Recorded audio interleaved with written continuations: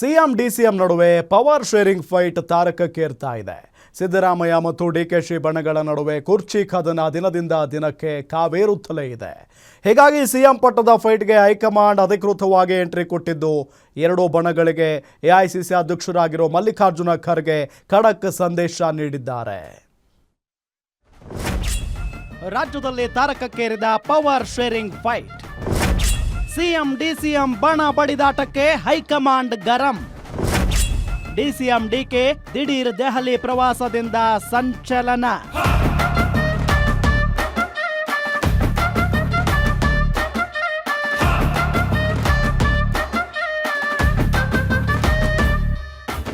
ರಾಜ್ಯದಲ್ಲಿ ಸಿಎಂ ಬದಲಾವಣೆ ವಿಚಾರಕ್ಕೆ ಬ್ರೇಕ್ ಬೀಳೋ ಲಕ್ಷಣಗಳೇ ಕಾಣ್ತಿಲ್ಲ.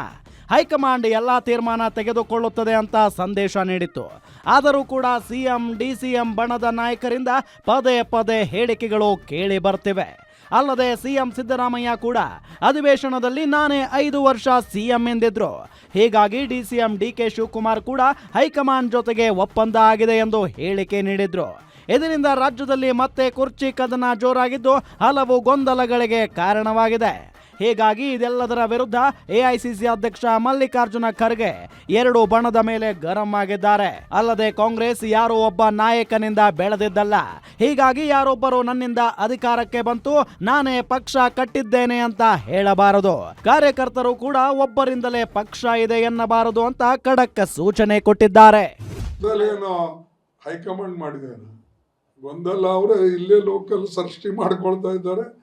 ಅವರೆಲ್ಲ ಮಾಡಬೇಕು ಎಲ್ಲಕ್ಕ ನೀವು ಹೈಕಮಾಂಡ್ ಅಂತ ಹೇಳಿದ್ರೆ ಹೆಂಗೆ? ನೀವು ಇಲ್ಲಿ ಆಗ್ತಕ್ಕಂಥದನ್ನ ಲೋಕಲ್ ಲೀಡರು ಸೆಟಲ್ ಮಾಡ್ಕೋಬೇಕು. ಅದನ್ನ ಒಂದು ಆಮೇಲೆ ಪಕ್ಷ ಎಲ್ಲರೂ ಕಟ್ಟಿದ್ದು, ಯಾರೋ ನಾನು ಕಟ್ಟಿನಿ ಅಂತ ಇಲ್ಲ. ಕಾಂಗ್ರೆಸ್ ಪಾರ್ಟಿ ಕಾರ್ಯಕರ್ತರು ಕಟ್ಟರು.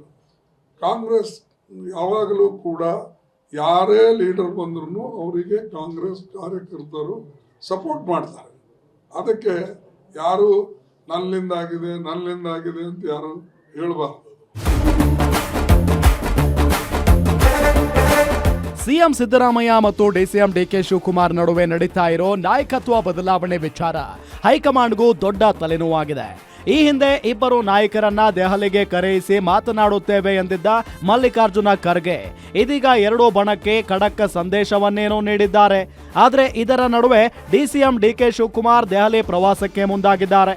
ಕೇಂದ್ರ ಸಚಿವರ ಭೇಟಿಯಾಗಿ ಕೆಲ ನೀರಾವರಿ ಯೋಜನೆಗಳ ಬಗ್ಗೆ ಚರ್ಚೆ ನಡೆಸುವುದಕ್ಕಾಗಿ ದೆಹಲಿಗೆ ತೆರಳುತ್ತಿದ್ದೇನೆ ಎಂದಿದ್ದಾರೆ ಡಿಸಿಎಂ ಡಿಕೆ ಶಿವಕುಮಾರ್. ಇನ್ನು ಡಿಕೆ ಶಿವಕುಮಾರ್ ದೆಹಲಿ ಪ್ರವಾಸದ ಹಿಂದೆ ರಾಜಕೀಯ ಉದ್ದೇಶ ಇದೆ. ಹೈಕಮಾಂಡ್ ನಾಯಕರ ಭೇಟಿಗೆ ಅವಕಾಶ ಸಿಕ್ಕರೆ ಪವರ್ ಶೇರಿಂಗ್ ವಿಚಾರವನ್ನ ಮತ್ತೆ ಪ್ರಸ್ತಾಪ ಮಾಡಲಿದ್ದಾರೆ ಎನ್ನಲಾಗ್ತಿದೆ. ನಾನು ನಾಳೆ ಹೋಗ್ತಾ ಇದ್ದೀನಿ. ನಮ್ದು ನೀರಾವರಿ ಇಂಟರ್ಲಿಂಕ್ ನೀರಾವರಿ ಇದೆ. ನಾನು ಅರ್ಬನ್ ಡೆವಲಪ್ಮೆಂಟ್ ಮಿನಿಸ್ಟ್ರಿಗೂ ಟೈಮ್ ಕೇಳಿದ್ದೀನಿ, ನಮ್ಮ ಫಾರೆಸ್ಟ್ ಮಿನಿಸ್ಟ್ರಿಗೂ ಟೈಮ್ ಕೇಳಿದ್ದೀನಿ. ಮಾದಾಯಿದು ಆಮೇಲೆ ನಮ್ಮ ಎತ್ತಿನೊಳೆ ಪ್ರಾಜೆಕ್ಟು ಎರಡರಲ್ಲಿ ಒಂದು ತೀರ್ಮಾನ ಆಗಬೇಕು. ಇಲ್ಲ ಕೆಲಸ ಮಾಡಿಸ್ಬಿಡ್ತೀನಿ ನಾನು ಫಾರೆಸ್ಟ್ ಅವ್ರು ಏನು ಮಾಡಿ. ಯಾಕೆಂದ್ರೆ ನಾನು ಎಷ್ಟು ದಿನ ವೆಯ್ಟ್ ಮಾಡೋಕ್ಕಾಗಿದೆ.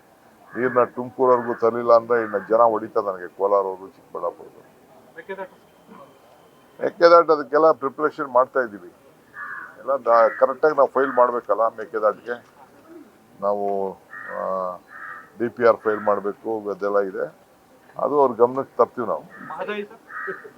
ಅದಕ್ಕೆ ನಾನು ಫಾರೆಸ್ಟ್ ಮಿನಿಸ್ಟರ್ ಭೇಟಿ ಮಾಡ್ತಾರೆ. ಮಾದಾಯಿ ಎತ್ತಿನೊಳೆನೆ ಮೇಜರ್. ಮಾದಾಯಿ ಫಾರೆಸ್ಟ್ ಮಿನಿಸ್ಟರ್ಗೆ ಟೈಮ್ ಕೇಳಿದ್ದೀನಿ.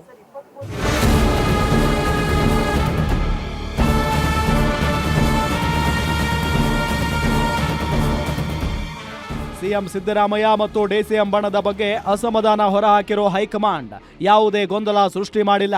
ಬದಲಾಗಿ ಯಾರೂ ಕೂಡ ಪಕ್ಷದ ಬಗ್ಗೆ ಮಾತನಾಡಬಾರದು ಅಂತ ಖಡಕ್ ಸಂದೇಶ ನೀಡಿದ್ದಾರೆ.